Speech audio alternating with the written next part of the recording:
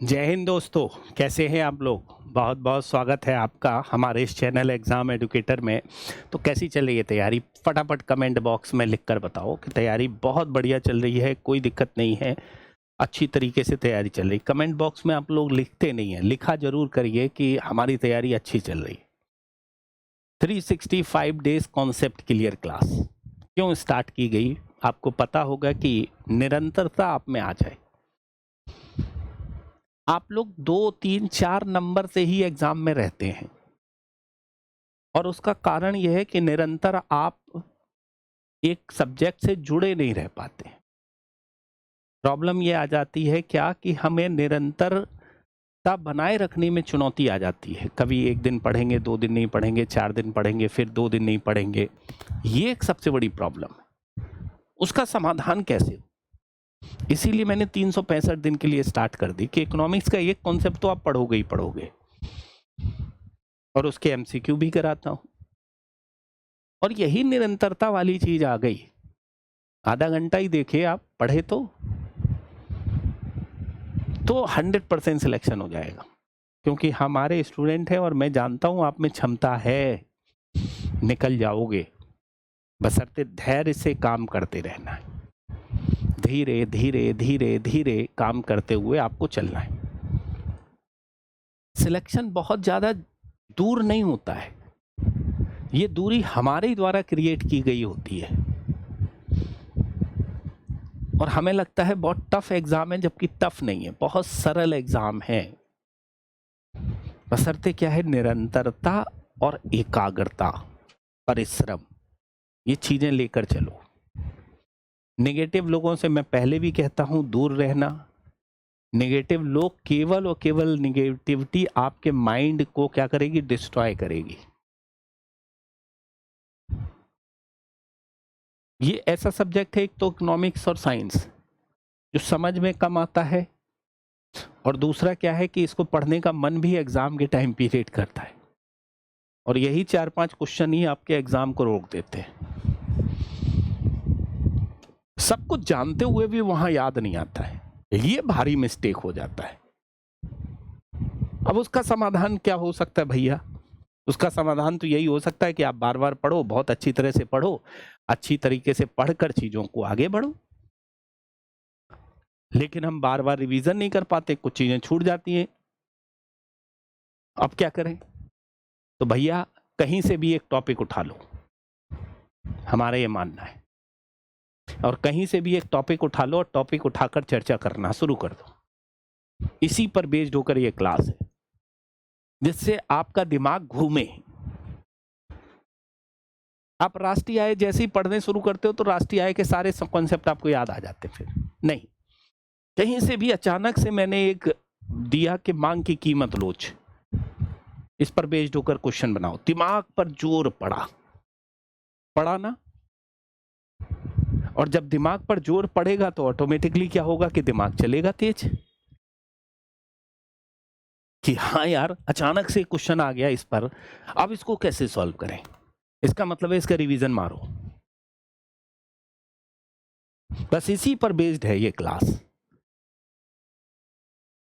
लाख तैयारी किए हुए हैं, बहुत अच्छी तैयारी किए हुए हैं, लेकिन अचानक से अगर ये टॉपिक आ जाए आपके पास में सामने, उसका क्वेश्चन सॉल्व करने की क्षमता है या नहीं? अगर नहीं है तो रिवीजन करो, और है तो आगे बढ़ो। होता क्या है, हम बैंकिंग पढ़ते हैं, बैलेंस ऑफ पेमेंट पढ़ते हैं, कैपिटल मार्केट पढ़ते हैं, तो हमें सब कॉन्सेप्ट याद आ जाते हैं, और जैसे ही अचानक से क्वेश्चन आता है तो भूल जाते हैं। क्यों ऐसा? ऐसा ही कराने के लिए हमने आपको अकस्मात एक टॉपिक आएगा, उस पर क्वेश्चन होगा, उस क्वेश्चन को देखो, सॉल्व करो।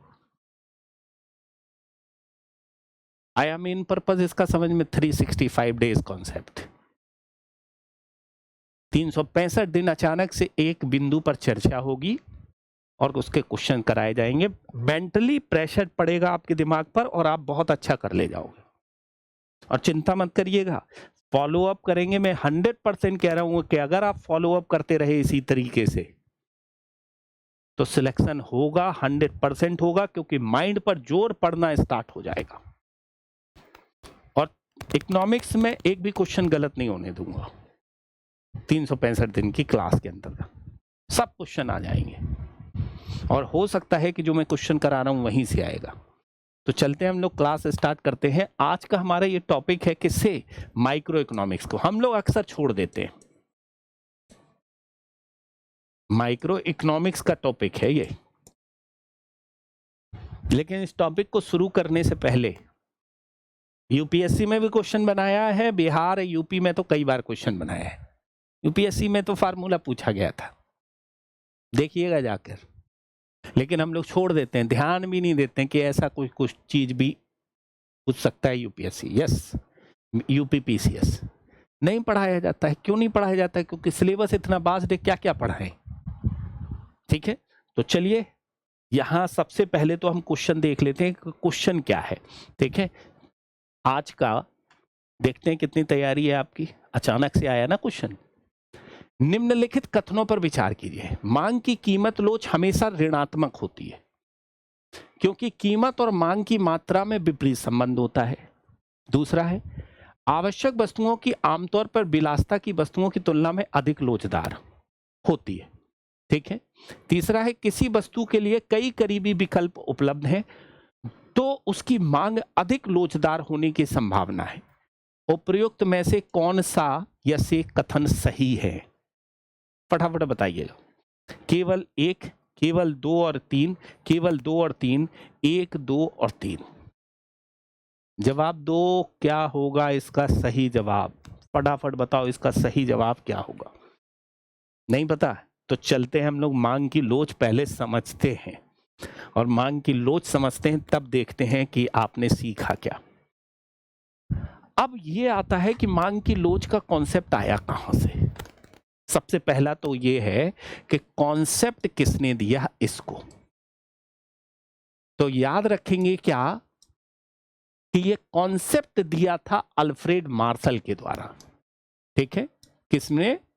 अल्फ्रेड मार्शल के द्वारा, एक इकोनॉमिस्ट हुआ करते थे, उनके द्वारा इस कॉन्सेप्ट को दिया गया था, जिसका नाम था मांग की लोच। अब ये आता है कि मांग की लोच जो सिद्धांत दिया था वो कहां दिया था? इनकी किताब का नाम था अर्थशास्त्र के सिद्धांत, उसमें इन्होंने दिया था। पुस्तक का नाम था क्या? अर्थशास्त्र के सिद्धांत, उसमें इन्होंने इस सिद्धांत को दिया। और जब सबसे पहली बार इन्होंने इसको गणितीय रूप में रिप्रेजेंटेशन दिया तो लोगों को लगा अरे यार ये तो बड़ा अच्छा सिद्धांत है, ये तो बड़ा अच्छी एक तरह से थ्योरी को रिप्रेजेंट करता है। और ऐसी कंडीशंस में अगर देखा जाए तो अल्फ्रेड मार्शल के द्वारा ये कॉन्सेप्ट जो दिया गया था, उसी सिद्धांत को आज कई इन्वेस्टर्स इन्वेस्ट करने से पहले, कई उत्पादन करने से पहले अपनी क्रियाविधि में इसको शामिल कर लेते हैं, और शामिल करते हुए चीजों को लेकर चलते हैं। अब आपके दिमाग में चल रहा होगा कि कैसे शामिल कर लेते हैं, क्यों शामिल कर लेते हैं। तो पहले तो कॉन्सेप्ट समझ लेते हैं कि कॉन्सेप्ट क्या कहता है, तब फिर हम चीजों को रिप्रेजेंट कर पाएंगे वास्तव में। ठीक है, तो इस अवधारणा को अल्फ्रेड मार्शल ने पहली बार अर्थशास्त्र के सिद्धांत में मांग की लोच की अवधारणा के रूप में लिखा था, याद रखें। अब ये कॉन्सेप्ट क्या कहता है? ये वास्तव में कीमत में परिवर्तन, ठीक है, कीमत में प्रतिशत परिवर्तन, याद रखेंगे, प्रतिशत परिवर्तन के फलस्वरूप मांग में प्रतिशत परिवर्तन के बीच संबंध बताता है। किसमें? मांग में प्रतिशत परिवर्तन के बीच संबंध बताता है कि कीमत में प्रतिशत परिवर्तन के फलस्वरूप मांग में कितने प्रतिशत परिवर्तन हो रहा है, इस संबंध को बताता है। अब जाहिर सी बात है, तो अब आपको लग रहा होगा कि ये संबंध बताकर क्या साबित करना चाहते हैं। ठीक है, क्यों ये संबंध बता रहे हैं? ऐसा ये संबंध बताया क्यों जा रहा है?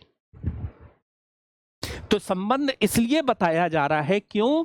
क्योंकि जो उत्पादक है अपनी वस्तुओं को उत्पादित करते समय ये देखता है क्या कि अगर मैंने मांग में परिवर्तन किया तो कीमत में परिवर्तन किया तो मांग में क्या परिवर्तन आएगा। कोई उत्पादक ये देखता है यहां पर कि अगर मैंने कीमत में परिवर्तन किया तो उससे मांग पर क्या इफेक्ट पड़ेगा, इसी बात को जान लेता है। निवेशक भी जान लेता है कि भैया अगर मैंने कीमत में चेंजेस लाए तो मांग में क्या इफेक्ट पड़ेगा।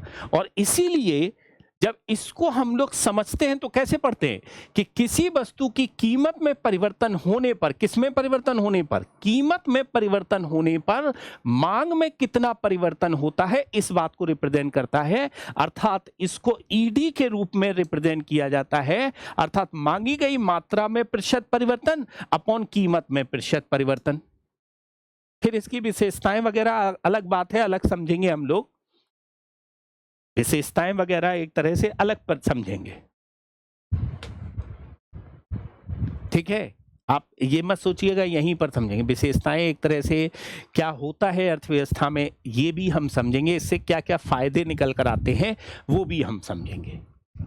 सब चीजें समझेंगे, चिंता मत करिएगा। जो कि यूपीएससी में आपके कॉन्सेप्चुअल क्वेश्चंस के रूप में बन सकते हैं, उन कॉन्सेप्ट को भी समझ लेंगे, आप चिंता मत करिएगा।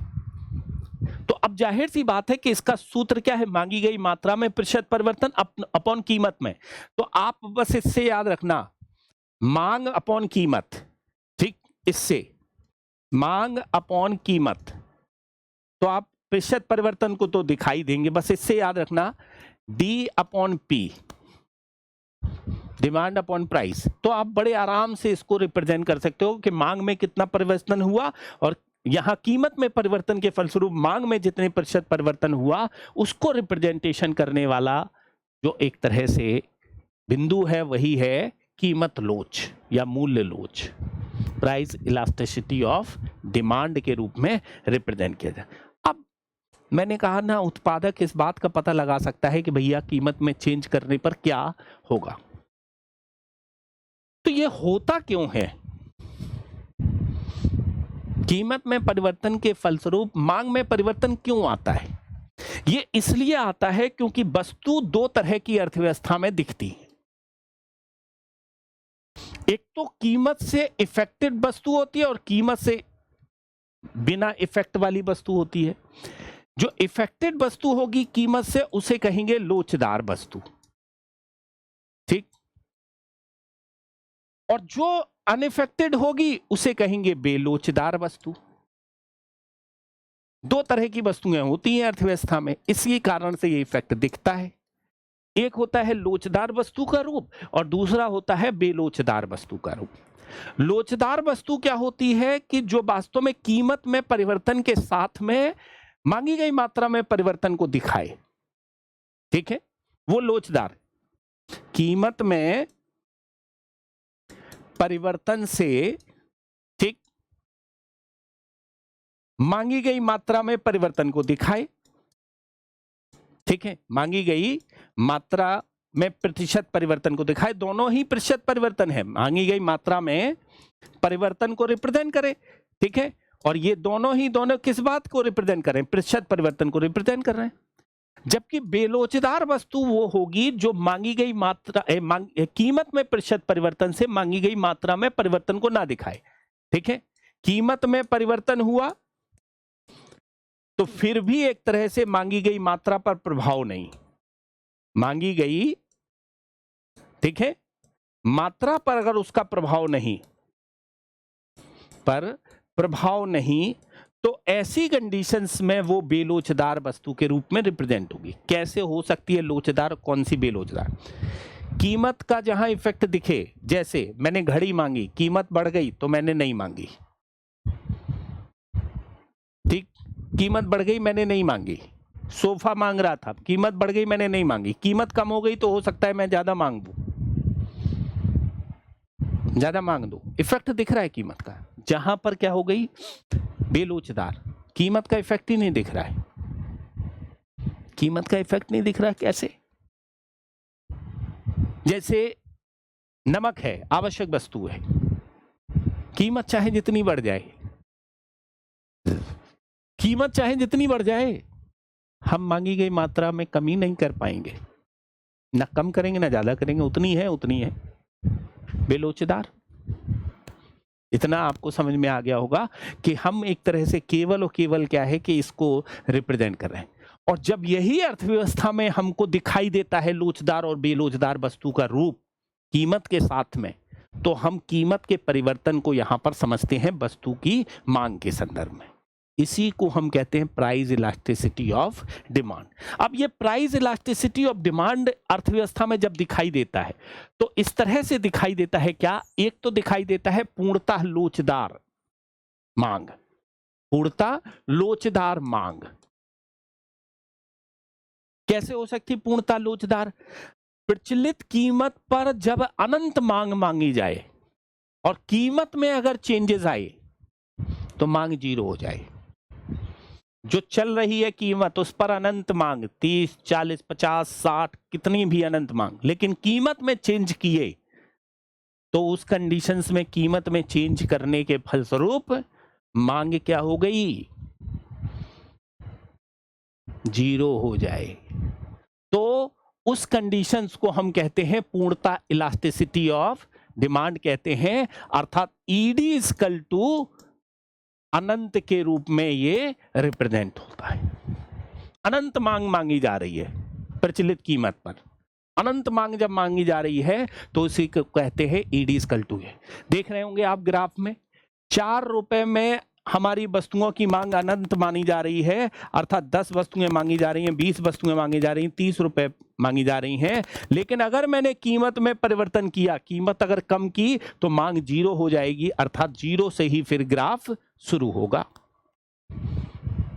इसी को हम कहते हैं पूर्णतः लोचदार वस्तु के रूप में रिप्रेजेंट करते हैं। कैसे रिप्रेजेंट करते हैं? पूर्णतः लोचदार वस्तु के रूप में रिप्रेजेंट करते हैं। दूसरा कॉन्सेप्ट आता है आपका इकाई से अधिक लोचदार। इकाई से अधिक लोचदार में क्या होगा?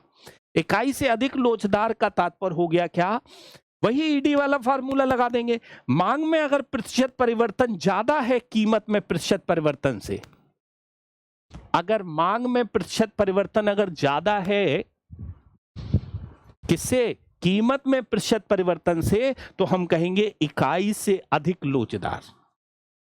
इकाई से अधिक लोचदार की कंडीशन बन जाएगी। अब आप सोच रहे होगे क्या कि सर थोड़ा सा हमको निकाल के बता दो इसको। एक बताएंगे, देखो अब हर का एग्जाम्पल नहीं देंगे, बस इससे समझ लो मांग में प्रतिशत परिवर्तन ज्यादा है किससे? कीमत में प्रतिशत परिवर्तन से। तो ऐसी कंडीशंस में क्या है कि इकाई से अधिक लोचदार मांग। हम एक को निकाल कर बता देते हैं जिससे आपको पता लग जाए कि भैया कैसे निकलता है ये। इसी के बेस पर आप सारे सवाल फिर बना लीजिएगा और बनाकर उसको रिप्रेजेंट कर लीजिएगा। बहुत ज़्यादा हम कैलकुलेशन नहीं करेंगे क्योंकि कैलकुलेशन की आपको आवश्यकता है नहीं, बस इसी बात को रिप्रेजेंट करके याद कर लेना। ईडी इज ग्रेटर देन, यहाँ पर इकाई से अधिक यहाँ पर लोचदार मांग है, उसका मतलब है कि मांग में प्रतिशत परिवर्तन ज़्यादा है कीमत में प्रतिशत परिवर्तन का। कैसे निकालेंगे आप इसको? ठीक है, अगर मान लेते हैं कि एक ब्रांडेड टी शर्ट की कीमत और मांग निम्नलिखित है। यहां एक ब्रांडेड टी शर्ट की मांग, ठीक, एक ब्रांडेड एक टी शर्ट की मांग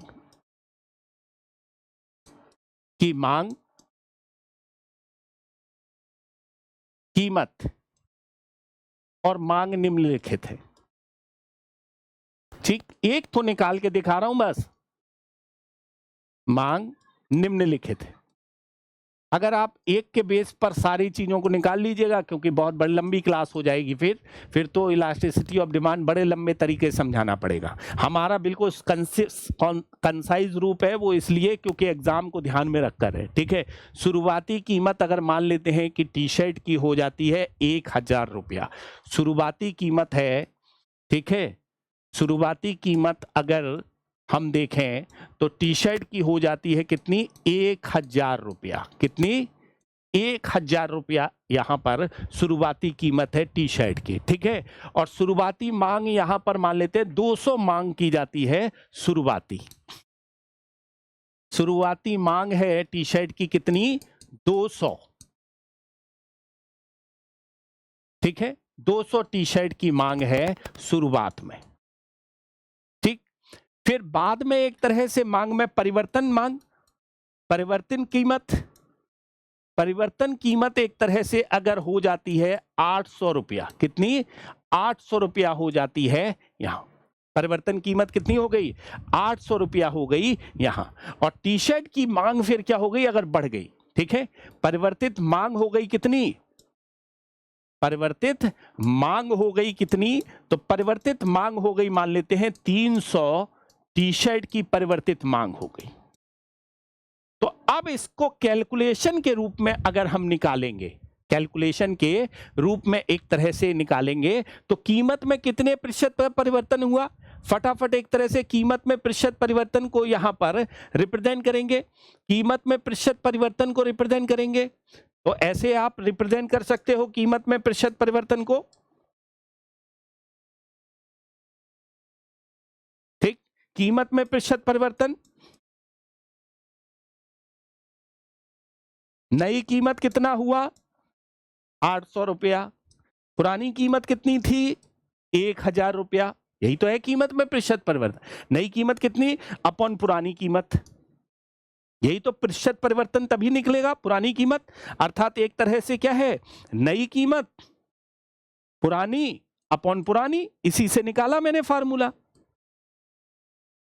ठीक। और इसी से फार्मूला निकाला तो कितना निकल कर आया, 200 अपॉन 1000, 200 अपॉन 1000 यहां पर, ठीक है, मल्टीप्लाई 100 क्योंकि प्रतिशत में है, मल्टीप्लाई 100, ठीक, और 100 निकल कर आया, तो ऐसी कंडीशंस में कितना, 20% आया, कीमत में कितना, 20% एक तरह से प्रतिशत परिवर्तन हुआ है। अब मांग में प्रतिशत परिवर्तन, मांग में प्रतिशत परिवर्तन, हम केवल एक एग्जांपल से आपको समझा रहे हैं कि मांग में प्रतिशत परिवर्तन, ठीक है। और मांग में प्रतिशत परिवर्तन एक तरह से यहां पर कितना, तो मांग में प्रतिशत परिवर्तन का भी फार्मूला वही, नई अपॉन पुरानी, नई माइनस पुरानी अपॉन पुरानी, ठीक है। तो नई यहां पर मांग, यहां पर मांग में कितना है, 200 है, 300 है, नई कितनी है, 300 है, और पुरानी कितनी है, 200 है, अपॉन पुरानी कितनी है, 200 है। तो अब ऐसी कंडीशंस में क्या है कि इसको हम लोग फार्मूले में रखे मल्टीप्लाई 100, और मल्टीप्लाई 100 से निकाले तो 100 अपॉन 200 मल्टीप्लाई 100, ठीक है। तो कितना हुआ, 200 मतलब 50, मतलब 50%। अब जब ये 50% आ गया आपका, क्या आ गया, जब ये 50% एक तरह से निकल कर आ गया है, तो अब आप क्या कर सकते हो भाई, इस तरह से 50% निकल कर आ गया ना, इसमें हमने फार्मूला रखा और फार्मूला मांग में प्रतिशत परिवर्तन दिखा दिया, कीमत में प्रतिशत परिवर्तन दिखा दिया। तो अब ऐसी कंडीशंस में यही मांग में प्रतिशत परिवर्तन ज्यादा है, कीमत में प्रतिशत परिवर्तन कम है, मांग में प्रतिशत परिवर्तन ज्यादा है, कीमत में प्रतिशत परिवर्तन क्या है, कम है, कीमत में प्रतिशत परिवर्तन कम है।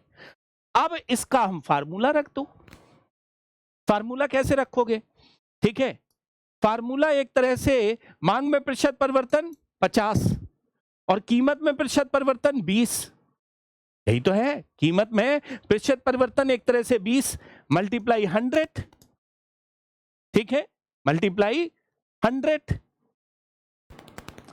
ये तो परसेंटेज में है, ये तो परसेंटेज के रूप में रिप्रेजेंट हो रहा है। तो लगभग कितना आया, 2.5%, 2.5% निकल कर आया, और 2.5% निकल कर आया, तो इसका मतलब है कि परसेंटेज हमने हटा दिया है 2.5%। तो ईडी कितना हो गया, ईडी हो गया कितना, 2.5, यही तो है ईडी का फार्मूला। और ईडी अगर 2.5 हो गया, तो अब ऐसी कंडीशंस में ईडी 2.5 हो गया, तो ईडी क्या हो गया, 1 से ज्यादा हो गया ना, ED is greater than 1, ED is greater than 1, मैंने केवल एक को निकाल दिया भैया, अब सबका नहीं निकालेंगे, बस सब में आपको यही फार्मूला यहां पर याद रखना, ये मांगी गई मात्रा में ज्यादा है प्रतिशत परिवर्तन और इसमें कम है, बस इस बात से समझना। और इसी बात से हम लोग एक तरह से इकाई से अधिक लोचदार मांग के रूप में रिप्रेजेंट करें, इकाई से अधिक लोचदार मांग के रूप में इसको रिप्रेजेंट करेंगे और रिप्रेजेंट करते हुए चीजों को लेकर चलेंगे। इतना तो आ गया ना। हमने क्या किया, हमने केवल और केवल क्या किया है, इसी पर बेस्ड होकर एक सवाल दे दिया और सवाल पर बेस्ड होकर क्वेश्चंस को आप कर लेंगे तो बड़े आराम से चीजें हो जाएंगी। आपको तो बस केवल और केवल इतना रटना है कि मांग में जहां प्रतिशत परिवर्तन ज्यादा हो, कीमत में प्रतिशत परिवर्तन कम हो, तो उसे कहेंगे ईडी इज ग्रेटर देन 1, अर्थात वो इकाई से अधिक लोचदार वस्तु है, इकाई से अधिक लोचदार वस्तु है, इस बात को एक तरह से रिप्रेजेंट करेंगे। ठीक है, अब ऐसा हो सकता है इकाई से अधिक लोचदार का मतलब है क्या, कि बहुत ज्यादा लोचदार के रूप में रिप्रेजेंटेशन हो रहा है, और हो सकता है कि वो सामान एक तरह से कीमत में परिवर्तन के रूप में बहुत ज्यादा परिवर्तन आ जाए। ठीक है, तो कीमत में अगर मांग में प्रतिशत परिवर्तन अगर ज्यादा हो जाए कीमत में प्रतिशत परिवर्तन की तुलना में, तो हम उसे कहेंगे इकाई से अधिक लोचदार। ठीक, दूसरी कंडीशन भी देख लेते हैं। दूसरी कंडीशन क्या होगी, इकाई से कम लोचदार। इकाई से कम लोचदार कब निकलेगी, इकाई से कम लोचदार में निकलेगी मांग में प्रतिशत परिवर्तन अगर कम है कीमत में प्रतिशत परिवर्तन से। बस याद रखना, मांग में प्रतिशत परिवर्तन अगर कम है, किससे, मांग में, ठीक है, प्रतिशत परिवर्तन, ठीक है, मांग में प्रतिशत परिवर्तन अगर कम है, किससे, कीमत में प्रतिशत परिवर्तन। कीमत में प्रतिशत परिवर्तन ज्यादा है, प्रतिशत परिवर्तन अगर ज्यादा है तो हम उसको कहेंगे क्या, ईडी इज ग्रेटर देन 1, अर्थात इस तरह से चीजें रिप्रेजेंटेशन के रूप में निकल कर आ जाएंगी, रिप्रेजेंटेशन के रूप में निकल कर आ जाएंगी।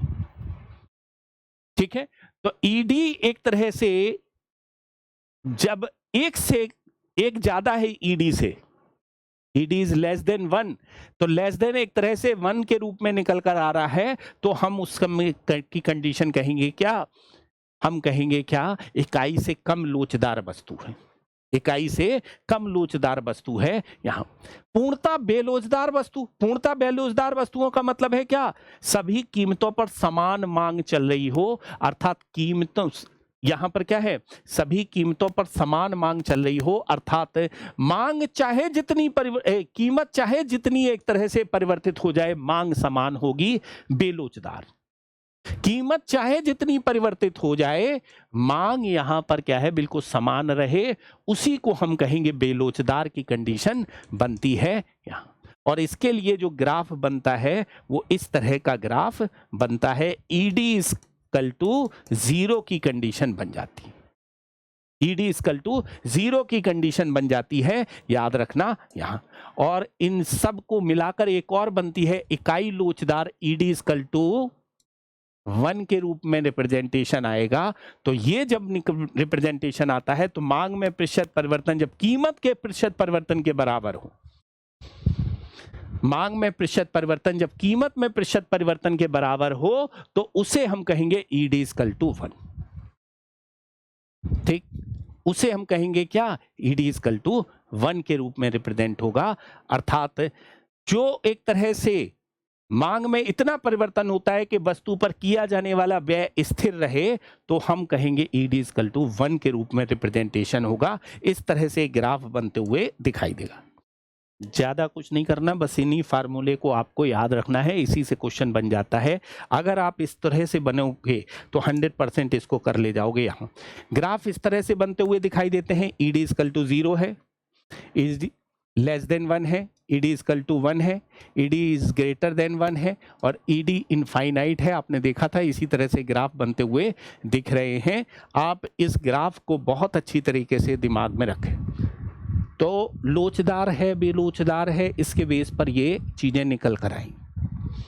ठीक है, और बेलोचदार है वस्तु, अगर आपसे ये पूछा जाए बेलोचदार वस्तु है, इसका मतलब है कि कीमत चाहे जितनी बढ़ जाए, मांग उतनी रहेगी, बेलोचदार वस्तु होगी। वो कैसी होगी, बेलोचदार वस्तु होगी। बेलोचदार वस्तु एक तरह से कब निकल कर आएगी, कब निकल कर आएगी बेरोजगार यहाँ पर? तो आपको बिल्कुल अच्छी तरीके से याद रखना कि सभी कीमतों पर समान एक तरह से मांग जब चल रही हो तो उसे बेरोजगार वस्तु के रूप में रिप्रेजेंटेशन के रूप में आता है। ठीक, और इस तरह से ग्राफ बनते हुए दिखाई देते हैं। ठीक, अब जब ग्राफ बनते हुए दिखाई देते हैं तो अब आप एक तरह से समझ, आपको ये लग रहा होगा क्या कि भैया मांग की लोच का महत्व क्या है अर्थव्यवस्था में? मांग की लोच का महत्व क्या है अर्थव्यवस्था? यहां से क्वेश्चन बन सकता है आपके। ठीक, मांग की लोच का एक तरह से महत्व क्या है आपका, यहां से क्वेश्चन बन सकता है आपका। सबसे पहले निर्यात के संदर्भ में देखा जाए। ठीक, अगर निर्यात के संदर्भ में हम देखें तो अगर देखा जाए निर्यात करते समय कोई भी देश क्या देखेगा? वो देखेगा कि मांग कैसी है उस देश में। अगर वो है बहुत बेलोचदार मांग है, मतलब कीमत चाहे जितनी बढ़ जाए मांग में परिवर्तन नहीं आएगा, तो वो देखेगा उस वस्तु में अगर बेलोचदार मांग है तो वो मूल्य तय कर सकता है अपने अनुसार, अपने अनुसार एक तरह से मूल्य तय कर सकता है। और अगर वो यहां देखेगा अर्थव्यवस्था में अगर लोचदार मांग है तो वो जानता है क्या कि अगर यहां पर लोचदार है तो अगर मैंने ज्यादा कीमत पर वस्तु भेजी तो ये नहीं खरीदेंगे, इसलिए कम कीमत पर वस्तुएं भेजो, कम कीमत पर वस्तुएं भेजो जिससे ये खरीदें, जिससे ये खरीदें, ज्यादा कीमत पर नहीं। चाइना हमारे यहाँ क्या करता है? चाइना वो देखता है कि भैया अगर इनको हमने ज्यादा, बेरोजगार मांग तो है नहीं हम जो बनाते हैं, ये तो तुरंत चेंज कर देंगे अगर कीमत में चेंजेस आया इनका देखा अर्थव्यवस्था में। तो ऐसी कंडीशंस में अगर मुझे इस देश में भेजना है वस्तुएं तो हमें कम कीमत पर वस्तुएं भेजनी पड़ेगी, तभी ये वस्तुएं मंगाएंगे, नहीं तो नहीं मंगाएंगे। तो निर्यात के रूप में इस महत्व को समझिए कि अर्थव्यवस्था में क्या है। बेलोचदार है तब तो वो अपने ढंग से क्या है मांग को तय करेगा, लेकिन अगर लोचदार वस्तु की मांग है तो कम कीमत पर सप्लाई करेगा अर्थव्यवस्था के अंदर। सरकार की नीति, ठीक है, सरकार की नीति भी यहां पर प्रभावित होकर निकल कर आती है। सरकार की नीति, ठीक है, देखो सरकार वस्तुओं पर कर तय करने में सबसे बड़ी भूमिका निभाती है। अगर विशेष वस्तु की मांग लोचदार नहीं है तो सरकार क्या करती है? कर को, टैक्स को बढ़ा सकती है, टैक्स को ज्यादा रख सकती है बेलोचदार अगर वस्तु है। लेकिन अगर लोचदार वस्तु है तो सरकार को सोचना पड़ेगा कि किस सीमा तक हम कर लगाएं। अगर सरकार, अगर लोचदार वस्तु है तो सरकार को यह सोचना पड़ेगा कि किस वस्तु पर कितना कर लगाएं जिससे मांग बनी रहे, जिससे वस्तु की कीमत में परिवर्तन आने पर उसकी मांग जीरो ना हो जाए। इसीलिए जीएसटी की 5 कर की दरों को रिप्रेजेंट किया गया है। 5 कर की दर ये इसीलिए रखी गई है क्योंकि वस्तुओं की प्रकृति के अनुसार सरकार यहां चेंज करती है कि किस प्रकार के करों को लगाएं, किस प्रकार के करों को ना लगाएं। तो अर्थव्यवस्था में निर्यात की स्थिति भी यही पर है और सरकार की नीति भी इसी तरीके से रिप्रेजेंट होकर निकल कर आती है कि सरकार अपनी नीतियों को बनाते समय मांग की लोच को देखती है, निर्यात के समय में भी मांग की लोच को रिप्रेजेंटेशन के रूप में लेकर आती है। एकाधिकार के निर्णय के रूप में अगर देखा जाए, एकाधिकार के निर्णय के रूप में अगर देखा जाए तो बेरोजगार वस्तु है, तो बेरोजगार वस्तु है तो ऐसी कंडीशंस में देखेगा कि चाहे जितनी कीमत बढ़ा लो कोई भी आदमी कुछ नहीं कहेगा। और लोचदार है तो लोचदार की स्थिति में हो सकता है कि हाई कीमत पर वस्तुएं ना खरीदे, तो वो वस्तुओं की कम कीमत पर बेचने का काम करेगा। एकाधिकार बाजार भी इसी आधार पर निर्णय ले लेता है। फिर एकाधिकार बाजार भी इसी आधार पर निर्णय लेता है और वो जानता है कि मोनोपोली में हम बहुत उच्चतम कीमत वसूल सकते हैं, लेकिन कहीं ऐसा ना हो जाए डिमांड जीरो हो जाए, इसलिए युक्त युक्त रखकर उसको काम चलाने की कोशिश करता है। तो एकाधिकार के निर्णय में भी बहुत बड़ी भूमिका निभाता है मांग की कीमत लोच, इसीलिए इसका महत्व भी है एकाधिकार के बाजार में भी। गरीबी के विरोधाभास के रूप में अगर देखा जाए, ठीक है, मान लेते हैं कि कोई वस्तु बेलोचदार वस्तुओं की पैदावार कर रहा है, तब तो वो अधिक कीमत वसूल सकता है, तब तो वो अधिक कीमत में वसूल सकता है। लेकिन अब क्या होता है कि वस्तुओं की वास्तव में जब सप्लाई ज्यादा हो जाती है तो लोचशीलता खो देती है, बेलोचशीलता खो देती है वस्तु। खाद्यान्न वस्तुएं किसी भी व्यक्ति के लिए हो सकता है क्या कि बेलोचदार हो, भाई हर किसी को चाहिए ही चाहिए, कीमत चाहे जितनी बढ़ जाए यहाँ उसकी डिमांड तो करेगा ही करेगा।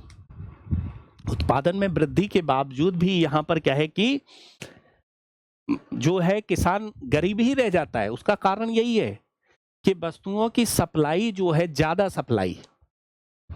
सप्लाई भी उसकी बेलोचशीलता को खो देती है और वो लोचशीलता के रूप में आ जाती है, क्योंकि उसमें कंपटीशन के रूप में चीजें निकल कर आ जाती है। अत्यधिक पैदावार हो जाती है तो किसानों की आय घट जाती है, और आय घट जाती है और इसीलिए क्या है कि किसानों की फसलों की मांग सामान्यतः लोचदार मानी गई है। कैसी मानी गई है? सामान्यतः लोचदार होती है, क्योंकि वो सप्लाई ज्यादा हो रही ना वहां। ये माना जाता है कि भैया एक नहीं दूसरा नहीं तीसरा, वहां पर कंपोनेंट स्थित है। तो ऐसी कंडीशंस में कीमत में गिरावट मांग पर अधिक प्रभाव नहीं पड़ता है और आय घट जाती है।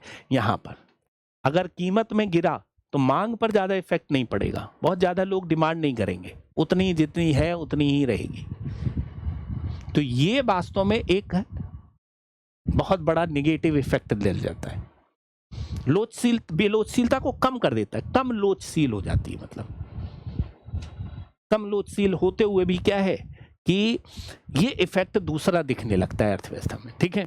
तो याद रखेंगे गरीबी का विरोधाभास उत्पादन के कारक के रूप में अगर देखिएगा, पूंजी श्रम यही है, भूमि, उद्यमशीलता, ये सब किसी उद्योग में लगे। अगर बेलोचशील वस्तु बना रहे हैं तो बहुत ज्यादा कीमत वसूलेंगे, अगर लोचशील वस्तु बना रहे हैं तो उनकी कीमतें कम होंगी, इनको प्रॉफिट कम मिलेगा, ठीक है, निम्न प्रतिफल मिलेगा इन सबको।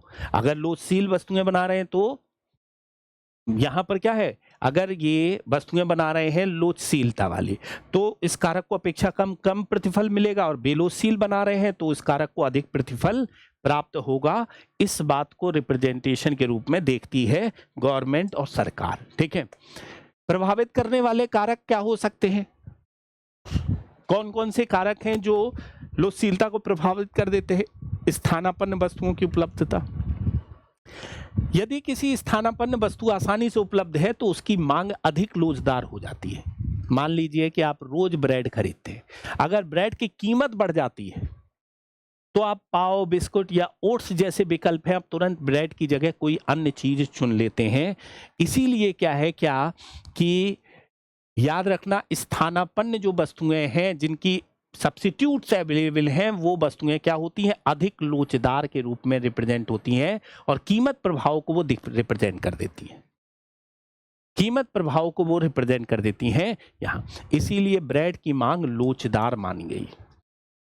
मानी गई है ब्रेड की मांग। याद रखना इस कॉन्सेप्ट को, ये क्वेश्चंस बनेंगे, ठीक है। आवश्यक वस्तुओं की प्रकृति के रूप में अगर रिप्रेजेंटेशन देखा जाए, आवश्यक वस्तुएं बेलोचदार होती हैं, विलासिता वस्तुएं लोचदार होती हैं।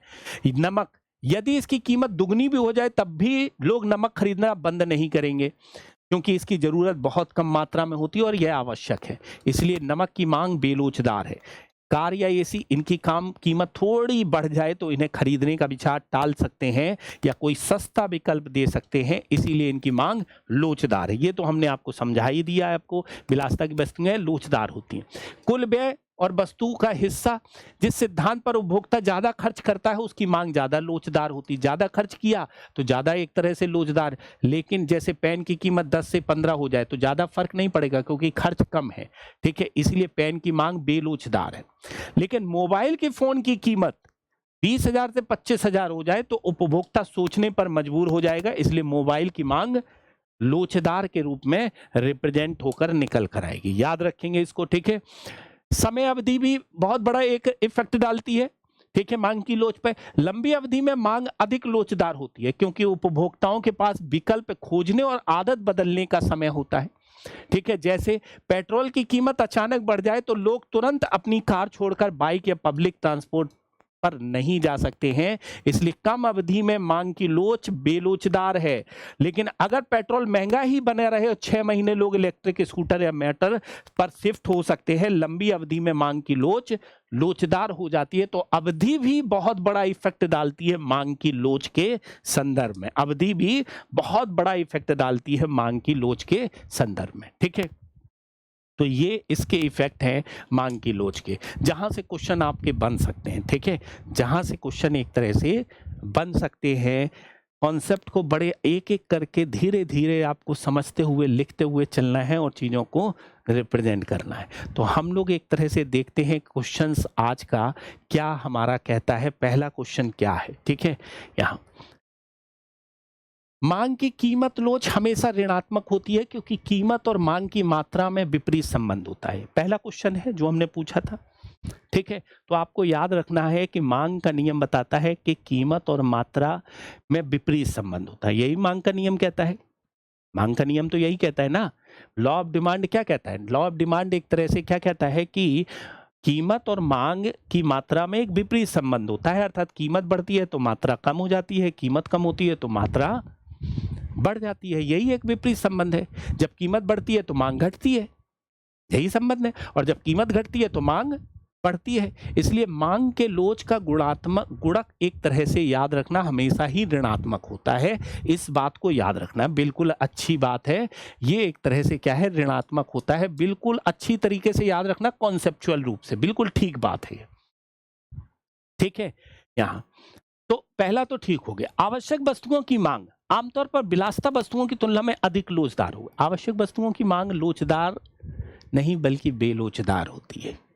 जैसे दवा और भोजन, ये आवश्यक है इसलिए बेलोचदार है। भोजन, दवा, ये क्या है, बेलोचदार है, ठीक है। तो इसका मतलब है क्या, ये वाला कॉन्सेप्ट क्या हो गया, गलत हो गया। तीसरा है, यदि किसी वस्तु के लिए कई करीबी विकल्प उपलब्ध हैं, स्थानापन्न, सब्स्टिट्यूट, तो उसकी मांग अधिक लोचदार होने की संभावना है। यस, बिल्कुल ठीक है, अभी देखा हमने, बिल्कुल ठीक है, बिल्कुल अभी देखा है। तो पहला और तीसरा क्या है, सही है। आंसर क्या होगा, बी इसका सही जवाब होगा। यदि एक काल्पनिक बाजार में, ठीक है, एक वस्तु की कीमत 10 रुपया प्रति इकाई से बढ़कर 12 रुपया प्रति इकाई हो जाती है, तो इसके परिणाम स्वरूप मांग की मात्रा 100 इकाई से घटकर 800 इकाई हो जाती है, ठीक है। तो कीमत, ठीक है, कि लोच की प्रकृति क्या होगी, क्या होगी लोच की प्रकृति, फटाफट एक तरह से बताइएगा। यहां फटाफट यहां पर बताइएगा क्या इसकी आंसर होगा, फटाफट, ठीक है। मांग की गई मात्रा में परिवर्तन, ठीक है, और कीमत, यही है ना, मांग और कीमत। मांग कितना है, 100 रुपए से 80 रुपए, यहां पर कितना हो गया, 10 रुपए से 12 रुपए कीमत, यही है ना, ठीक है। 10 रुपए से 12 रुपए यहां पर कीमत हो गई यहां, ठीक है। 100 रुपए इकाई से घटकर 80 रुपए, लगभग 20% कम हो गई, ठीक। यहां पर कितनी बढ़ गई, 20% बढ़ गई, 20% बढ़ गई। तो अब क्या यहां पर निकल कर आया, 20/20 माइनस में आएगा, -1। तो क्या है, इकाई लोचदार है, ठीक। यही से हमने कैलकुलेट कर दिया, वो उस तरह से हम निकालना नहीं है कि 80 माइनस 100 अपॉन यहाँ पर 100, उस तरह से हम निकाल नहीं रहे, इस तरह से हम निकाल नहीं रहे। वही एक तरह से निकाल सकते थे ना, 80 माइनस 100 अपॉन 100 रुपए से कितनी हो गई थी, 80 रुपए, तो नई अपॉन माइनस पुरानी, मल्टीप्लाई 100, 100 से 100 कट गया तो 20%, वही मैंने डायरेक्ट निकाल दिया। और डायरेक्ट निकाल दिया तो ये फार्मूला लगा दिया 20/20, ठीक है। मांग अपॉन प्राइस के रूप में निकाल दिया हमने, मांग अपॉन प्राइस के रूप में, तो इकाई लोचदार आ गया, इकाई लोचदार आ गया, अर्थात आंसर क्या हो जाएगा, सी इसका सही जवाब हो जाएगा यहां, ठीक है।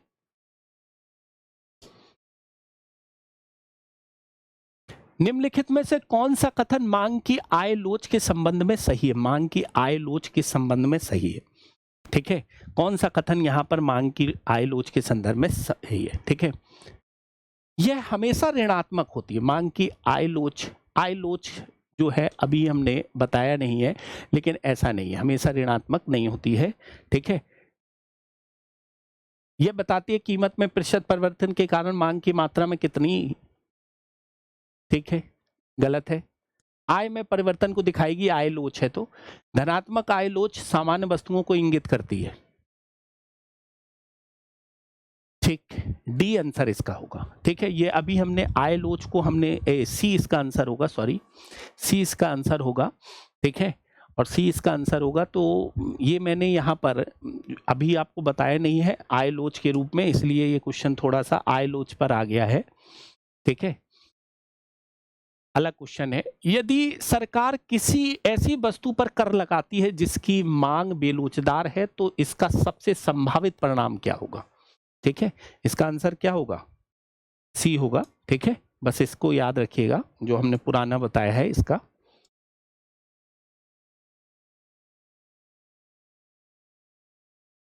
यदि सरकार किसी ऐसी वस्तु पर कर लगाती है जिसकी मांग बेलोचदार है, तो इसका सबसे संभावित परिणाम क्या होगा, इसका संभावित परिणाम क्या होगा, फटाफट यहां पर बताएंगे इसका संभावित परिणाम क्या होगा, फटाफट एक तरह से जवाब देंगे, ठीक है।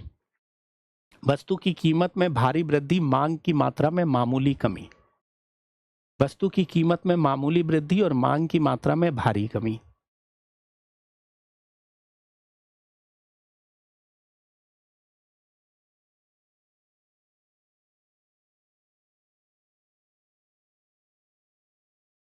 वस्तु की कीमत में मामूली वृद्धि और मांग की मात्रा में भारी कमी, वस्तु की कीमत और मांग दोनों की मात्रा में आनुपातिक कमी। वस्तु की कीमत, और देखो जब सरकार बेलोचदार वस्तु है उस पर टैक्स लगाएगी, तो उस पर टैक्स लगाएगी तो जाहिर सी बात है उसकी मांग में कमी नहीं आती है।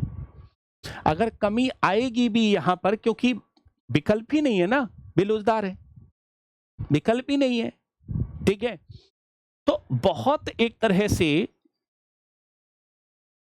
मामूली कमी आएगी या कमी आएगी ही नहीं। तो आंसर क्या होगा, ए इसका सही आंसर होगा। वस्तु की कीमत और मांग की मात्रा दोनों में महत्वपूर्ण परिवर्तन नहीं, ठीक है। वस्तु की कीमत तो बढ़ेगी क्योंकि वस्तु पर कर लगा रही है, तो कीमत तो बढ़नी है, तो ऐसा नहीं है। वस्तु की कीमत और मांग दोनों की मात्रा में आनुपातिक कमी होगी नहीं, ठीक है। वस्तु कीमत तो बढ़ेगी, मामूली वृद्धि, और मांग की मात्रा में भारी कमी नहीं होगी मामूली, ठीक है।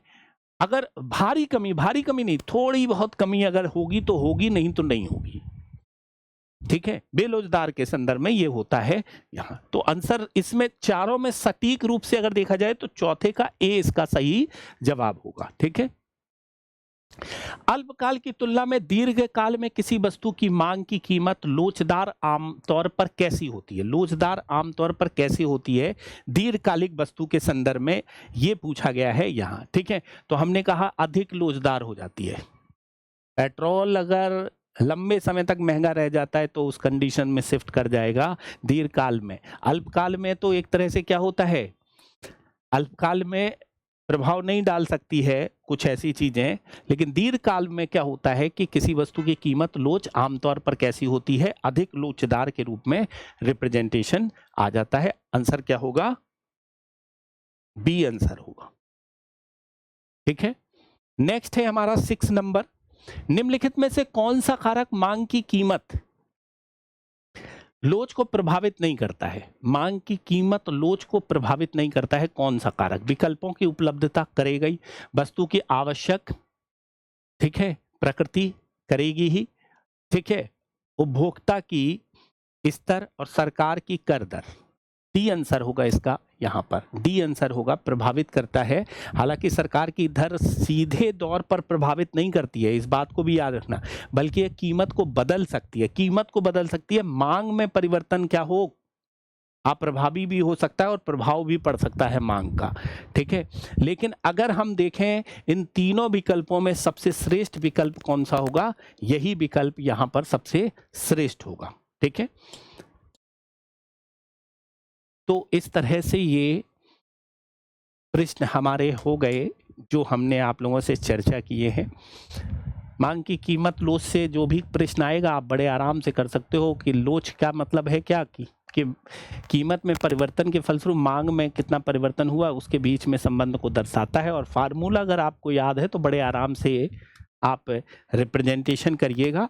और जो फार्मूला निकालने का तरीका भी एक बता दिया है मैंने आपको, ठीक है, और फार्मूला निकालने का तरीका भी बता दिया। और इस ग्राफ को थोड़ा सा आप दिमाग में रखिएगा, ठीक है, थोड़ा सा अगर आप दिमाग में रखे रहते हैं तो 100% क्या होगा कि बिल्कुल अच्छी तरीके से इसको आप कर ले जाओगे, कोई भी दिक्कत नहीं होगी।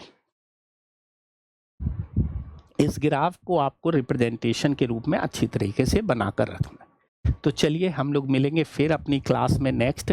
Thank you all of you, good night, Vande Mataram.